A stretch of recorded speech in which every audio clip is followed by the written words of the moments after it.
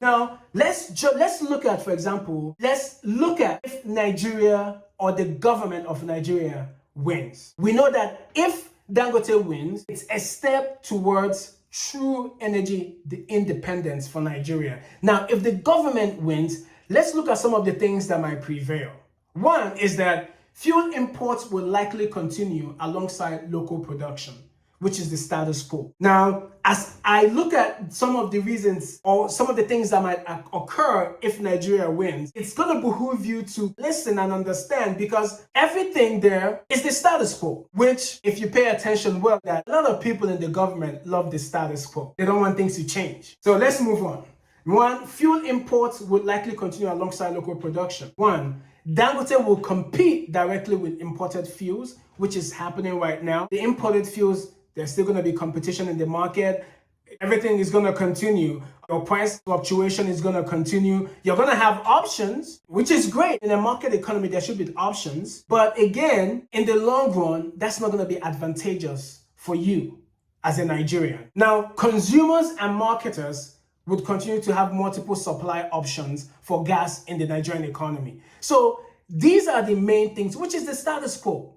This is what has been happening. So it's nothing new. So in essence, Nigeria is fighting for the status quo. They're not fighting to change anything. They don't want Nigeria to be energy independent or whatever. They want things to remain how it is because it only benefits some people, not everyone. A lot of people who criticize this outcome argue that it could weaken incentives for the future large-scale industrial investments in Nigeria as a whole. So this is the main argument, that if the government wins, it's going to prevent a lot of things moving forward in terms of the Nigerian industrial sector. Basically, just a layman perspective of this is that if Dangote wins, Nigeria moves forward.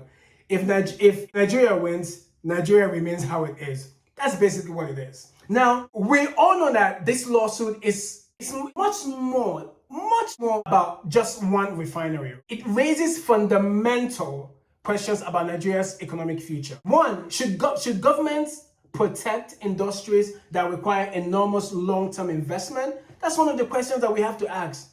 Or should markets remain as open and competitive as possible, even if domestic producers face greater pressure? That's two questions that we should have in mind. The answers to these questions, even from my perspective, won't just affect Dangote, right? It could influence not just Nigeria, but Africa, other African countries, and who are thinking about industrialization, energy security, and economic development for years to come.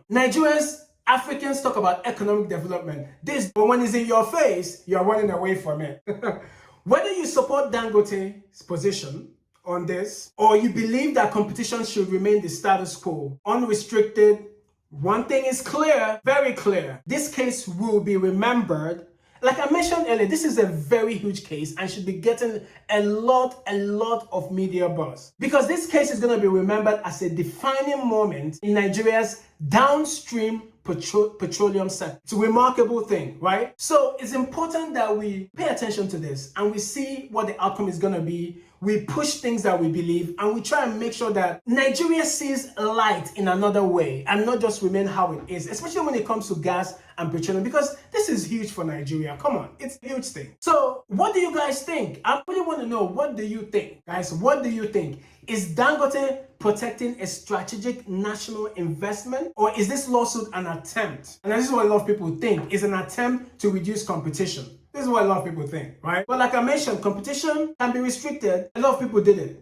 It's not a sin. It's cool, right? Share your perspective. I want you to share your perspective in the comments below. Let me know what you think. But keep the discussion respectful as always and focus on the issue at hand.